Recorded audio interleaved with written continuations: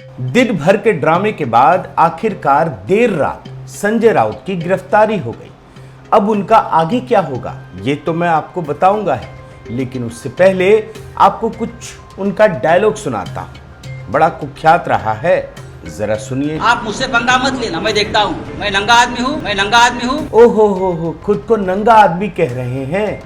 मगर नंगा आदमी कहते कहते उन्होंने सीधे गृह मंत्री अमित शाह को चुनौती दे दी, वो भी इधर उधर नहीं, सीधे संसद के भीतर। जरा खुद देखिए। जिस स्कूल में आप पढ़ते हो हम उस स्कूल के हेडमास्टर है, आपको बताना। संजय राउत प्रिंसिपल बन गए और गृह मंत्री को स्टूडेंट बना दिया। लेकिन ऐसा क्यों किया और ऐसा कैसे कर पाए? तो इसकी वजह यह है कि लोकतंत्र को अपमानित करके वो खुद ही सत्ता में बैठ गए और उद्धव ठाकरे बैठ गए, ये तो हम सब जानते हैं। जरा उनका सायराना जवाब भी सुन लीजिए। कोई तोड़ नहीं इस आंधी का, यह दौर शुरू हुआ है उद्धव ठाकरे का। और जब उद्धव ठाकरे का दौर शुरू हुआ तो क्या हुआ था ये आपको याद है ना? कंगना रनौत का जो घर है उसको गिराने के बाद, माने आधिकारिक रूप से जैसे सरकारी गुंडागर्दी होती है ना, वो वाली बात बता रहा हूं। गिराने के बाद सामना में इसी संजय राउत ने क्या लिखा था, संपादक है, लिखा था उखाड़ दिया। जरा ये अखबार का हिस्सा देख लीजिए। और उसके बाद उन्होंने गाली भी दी। अब मैं गाली आपको क्या सुनाऊं, आप अखबार से ही देख लीजिए क्या गाली दिया था, इसमें तो लिखा हुआ है। और गाली देने के बाद महाराष्ट्र की आड़ में जब उनसे पूछा गया, समझ गए कि अब बदनामी हो रही है, तो इसको मनमाना अर्थ भी दे दिया और बताया कि हमने तो नोटी कहा था। चैनल ने भी गाली को म्यूट कर दिया है और जो अर्थ दिया था वो आप खुद सुन लीजिए। हमारे महाराष्ट्र में हम जब बात करते हैं तो हम यानी तू बहुत नॉटी है। अब कंगना के बाद राणा दंपति भी याद होगी आपको, और जो दोनों हैं सांसद और विधायक, उन्होंने क्या कहा था, हनुमान चालीसा पढ़नी है, बस इतनी सी तो बात कही थी। लेकिन इसके बाद भी सत्ता के गुरूर में इन लोगों ने क्या किया, गिरफ्तार किया और उसके बाद देशद्रोह की धारा लगा दी। सोचिए, सिर्फ हनुमान चालीसा पढ़ने की बात कहने पर। और उसके बाद संजय राउत ने क्या कहा था राणा दंपति को, सांसद हैं, विधायक हैं, उसके बाद भी देखिए। ये जो mister and Mrs Bunty Babli है, एमपी एंड एमएलए। मगर ये सब कहते कहते एक दिन अचानक सीधे प्रधानमंत्री मोदी पर ही हमला बोलने लगे। और क्या कहा, मैंने कितनी बड़ी बात कही, ये भी आप खुद सुनिए। आप हिंदुस्तान के प्रधानमंत्री हो या पाकिस्तान के प्रधानमंत्री? बताइए, पाकिस्तान के प्रधानमंत्री हैं आप, क्या कह रहे हैं?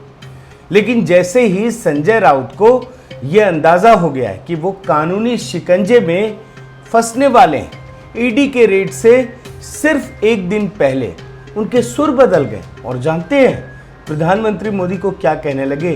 प्रधानमंत्री मोदी को सीधे कृष्ण भगवान कहने लगे।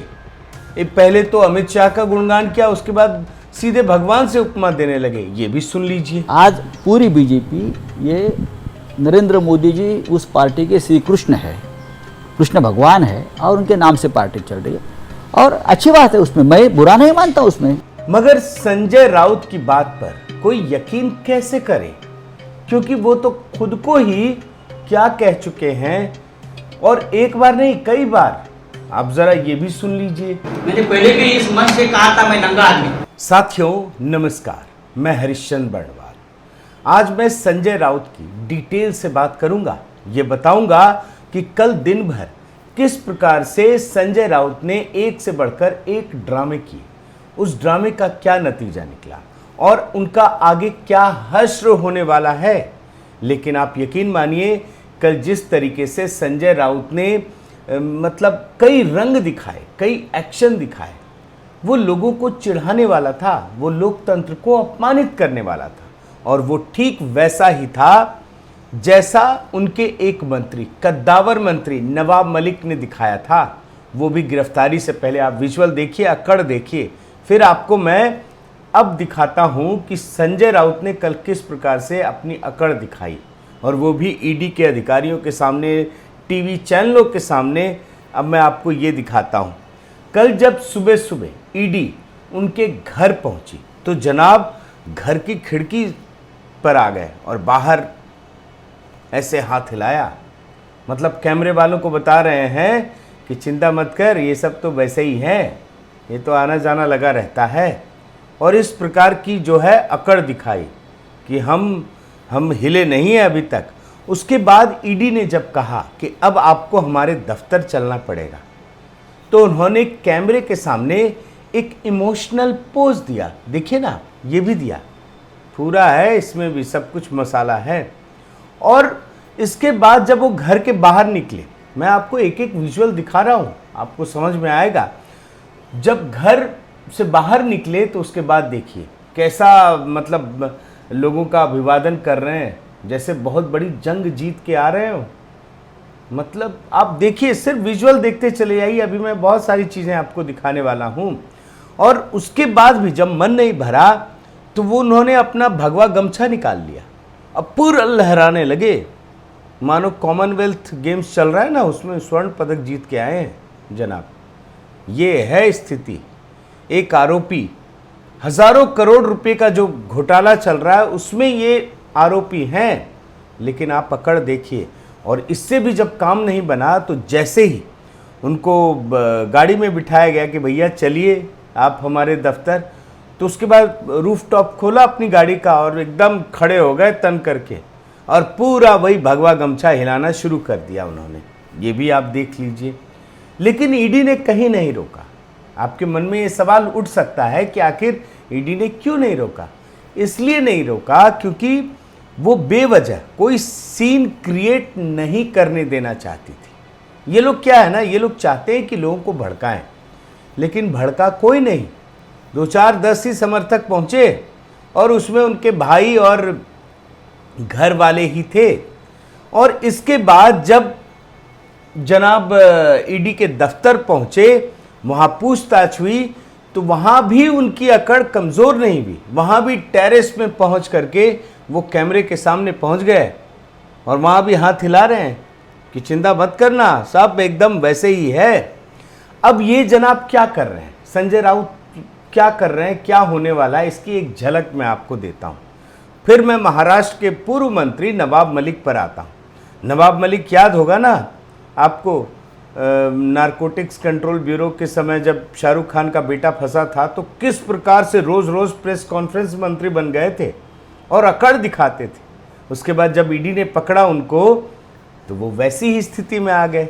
ईडी के दफ्तर से बाहर निकलते ही उन्होंने क्या किया था याद है ना, पूरा उसी तरीके से अभिवादन कर रहे थे, अकड़ दिखा रहे थे। और इसके बाद तुरंत उन्होंने उसकी एक तस्वीर अपने ट्विटर हैंडल से पोस्ट की और एक डायलॉग मारा। डायलॉग क्या था ये भी देख लीजिए आप। उन्होंने लिखा है, मैं झुकेगा नहीं। बड़ा ज़बरदस्त डायलॉग है, फिल्मी डायलॉग है, ये तो आप समझ गए। और उसके बाद उन्होंने एक वीडियो भी लगाया और वीडियो में उन्होंने क्या लिखा, लड़ेंगे, जीतेंगे और सबको एक्सपोज करेंगे। उस पर भी उनका मन नहीं भरा तो एक शायरी भी दे मारा उन्होंने। अब देखिए क्या लिखा है, कुछ ही देर की खामोशी है फिर शोर आएगा, तुम्हारा तो सिर्फ वक्त है, हमारा दौर आएगा। क्या जबरदस्त शायराना अंदाज है। लेकिन जानते हैं क्या हुआ उसके बाद? ये जो ट्वीट है आप देखिए, 23 फरवरी 8:58 रात का है ट्वीट है ये। उसी दिन ये तीनों ट्वीट किया था और उसके बाद जो वो खामोश हुए, आज तक खामोश हैं। उनके ट्विटर हैंडल से फिर कुछ भी नहीं आया, बस खामोश ही हो गए, क्योंकि पता है कि उनके खिलाफ एक से बढ़कर एक बहुत बड़े सबूत बाहर आने लगे। दाऊद इब्राहिम तक से उनका संबंध जुड़ गया है। तो ये स्थिति है नवाब मलिक की और उसी की राह पर संजय राउत चल रहे हैं। अब संजय राउत ने दिन भर क्या कुछ किया ये तो मैंने आपको दिखा दिया, लेकिन देर रात कई घंटों की पूछताछ के बाद, आप समझिए इनके घर में ईडी वाले अधिकारी जो है वो सुबह 7 बजे पहुंचे थे और उसके बाद रात 12 बजे के करीब जो मीडिया रिपोर्ट्स है उनको गिरफ्तार किया गया। लेकिन गिरफ्तारी से पहले उनसे पूरे दिन पूछताछ हुई, हिरासत में भी रखा गया। यहाँ तक कि उनके घर से कई महत्वपूर्ण दस्तावेज मिले हैं और साथ ही साथ 11.5 लाख रुपए कैश भी बरामद किए गए हैं। अब ये सब क्यों हो रहा है ये भी आप जानना चाहेंगे। ये दरअसल पात्रा चौल जमीन घोटाला है, जिसमें करीब 1000 करोड़ रुपए का घोटाला है और इस घोटाले में 672 परिवारों के जीवन के साथ खिलवाड़ किया गया है। अब मैं बहुत ही आसान शब्दों में बताता हूं कि ये घोटाला क्या है। वैसे तो आपको बहुत इसमें टेक्निकल चीज़ें सुनाई पड़ेंगी, लेकिन मैं बहुत आसान शब्दों में बताता हूं। वहाँ पर गुड़गांव के गुड़गांव बोल रहा हूँ, बॉम्बे में, महाराष्ट्र में गोरेगांव में एक 47 एकड़ की ज़मीन है, पात्रा चौल नाम है उसका। वहाँ पर 672 परिवार रहते थे। अब महाडा, जो कि बॉम्बे में ज़मीन विकसित करने के लिए तैयार संस्था है, उसने एक कंपनी है गुरु आशीष कंस्ट्रक्शन कंपनी, उसको कहा कि आप ये ज़मीन लीजिए और इन परिवारों को फ्लैट बना कर दीजिए। अब जैसे मान लीजिए ये एकड़ है 47 एकड़, तो उसने 20-25 एकड़ में या ज़मीन बनाया फ्लैट्स और गरीबों को दे दिया। बाकी जो 20-25 एकड़ बचते हैं उसमें वो अपने आलीशान फ्लैट बनाते हैं और अमीरों को बेच देते हैं, या जिनको भी खरीदना है उनको बेच देते हैं। तो ये एक बड़ा ही मुनाफे का सौदा होता है। ये 3 लोगों का एग्रीमेंट था, एक तरफ महाडा 672 परिवार और तीसरी तरफ एक कंपनी। लेकिन उस कंपनी ने क्या किया, उसने घर वर कुछ नहीं बनाया और उस ज़मीन को बाकी बिल्डरों को बेच दिया, कई बिल्डरों को, और लगभग 900 करोड़ रुपए ले लिए। अब आप देखिए 902 करोड़ करीब ले लिए। और इतना ही नहीं, उसने एक और कंपनी बनाई और उस कंपनी के ज़रिए ये कहा कि हम फ्लैट बनाएंगे, आप बुकिंग कीजिए, और बुकिंग के नाम पे भी 100 से ज़्यादा करोड़ रुपए ले लिए, यानी कुल 1000 करोड़ रुपए की कमाई की। लेकिन ना तो उन गरीब परिवारों को फ्लैट मिला और ना ही उन लोगों को जिनके लिए फ्लैट बनाने की बात कही गई थी। अब जो दूसरी कंपनी है उसके साथ कुछ शख्स जुड़े हुए हैं, उन शख्स के साथ संजय राउत का जुड़ाव है और ये पूरा का पूरा जो है पैसे का लेन देन उसमें है, जिसमें 100 करोड़ रुपए दिए गए और याद रखिए कि संजय राउत को लाखों रुपए कैश मिले हैं। इसके अलावा करोड़ों रुपए की जो संपत्ति है वो खरीदी गई है। अब 672 परिवारों को एक भी फ्लैट नहीं मिला, लेकिन संजय राउत को पैसा भी मिला और फ्लैट भी मिल गया। उसी बात की जांच हो रही है। और सिर्फ संजय राउत ही नहीं, आप ये रिपोर्ट देखिए, इस मामले में उनकी बेटी और पत्नी भी फंसी हुई है। जो मैं एक आरोपी शख्स की बात बता रहा हूँ ना, वो भी राउत है कोई, उनकी पत्नी और संजय राउत की पत्नी, दोनों के बीच पैसे की लेन देन है। दोनों ने मिलकर ज़मीनें भी खरीदी हैं, फ्लैट भी खरीदे हैं। तो ये सारा का सारा मामला संजय राउत, उनकी पत्नी, उनकी बेटी, सब के सब पात्रा चौल घोटाले में फंसे हुए। अब जब संजय राउत की गिरफ्तारी हो चुकी है तो हो सकता है कि विपक्ष फिर से ये रोने गाने लगे कि ईडी तो जो विपक्ष को कुचलने में लगा है। लेकिन सवाल ये है कि जो इतना बड़ा घोटाला हुआ उसकी बात कौन करेगा। और इस संदर्भ में मैं आपको संजय राउत का एक पुराना बयान सुनाता हूँ, और ये बयान है अर्णब गोस्वामी के मामले में, जब उनको गिरफ्तार किया गया और किस प्रकार से किया गया, किस प्रकार से साजिश रची गई, आज तो सब कोई जानता है। उस मामले में संजय राउत ने क्या कहा था सुनिए। ये कहा था कि सबूत होगा तो कार्रवाई तो होगी, हम तो कुछ नहीं करती हैं, तो एजेंसियां हैं।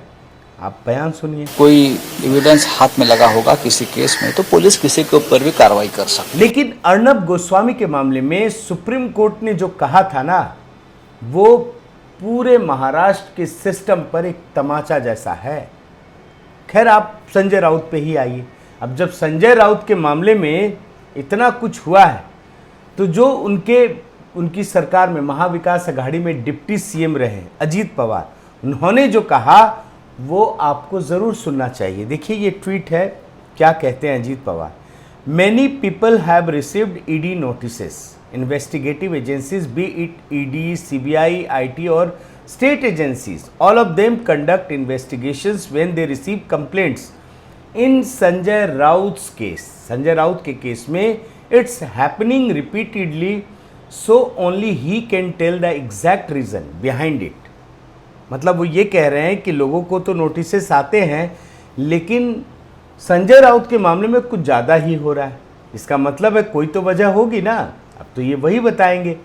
तो जो बात संजय राउत अर्णब गोस्वामी के मामले में कह रहे थे ना, आज उनको ये बात याद करनी चाहिए कि बिना सबूत के तो कोई नहीं आएगा। और वही बात अजीत पवार भी कह रहे हैं कि अगर धुआं उठा है तो चिंगारी भी होगी, वहाँ पे कुछ तो होगा। वैसे संजय राउत की कुंडली अभी धीरे धीरे खुल ही रही है और उनका एक कथित ऑडियो भी सामने आया है। आपको याद है ना, इस ऑडियो में 17 सेकंड में ये जनाब एक महिला को 27 बार गाली दे रहे हैं। 17 सेकंड में 27 बार गाली, ये है इनका चरित्र। और देखिए क्या लिखा है इस रिपोर्ट में, 17 सेकंड के ऑडियो में 27 बार गाली। महिला का आरोप, संजय राउत ने दी रेप और मर्डर की धमकी। ये वही वाला मामला है, पात्रा चौल घोटाला, जब ऑडियो आया है। और इस मामले में भी मुंबई पुलिस ने स्वप्न पाटकर जो है महिला, उनके स्टेटमेंट को रिकॉर्ड कर लिया गया है। साथ ही संजय राउत के खिलाफ FIR भी दर्ज कर ली गई है। साथियों, लोकतंत्र में एक बात हमेशा यही कही जाती है कि आखिरी फैसला तो जनता की अदालत में होगा, लेकिन संजय राउत की परेशानी ये है कि वो कभी जनता की अदालत गए ही नहीं, वहाँ से चुने ही नहीं गए। आज तक कभी कोई चुनाव नहीं जीता और सत्ता के मद में चूर होकर उनकी पार्टी जनता से कटती चली गई। और यही वजह है कि उद्धव ठाकरे हो या संजय राउत या फिर इनकी पार्टी के दूसरे नेता, वो अपनी अकड़ में जीते रहे, गलत कामों को अंजाम तक पहुंचाते रहे और उन्हें चेक करने वाला कोई नहीं रहा, क्योंकि वो जनता से पूरी तरह कट चुके थे। और यही सारी चीज़ें आज उनके गले की फांस बन गई है। बहुत बहुत धन्यवाद। आपसे गुजारिश है कि आप मेरे इस चैनल को ज़रूर सब्सक्राइब कीजिए, लाइक कीजिए, शेयर कीजिए, कमेंट कीजिए और इस बेल आइकन को प्रेस करना मत भूलिएगा। नमस्कार।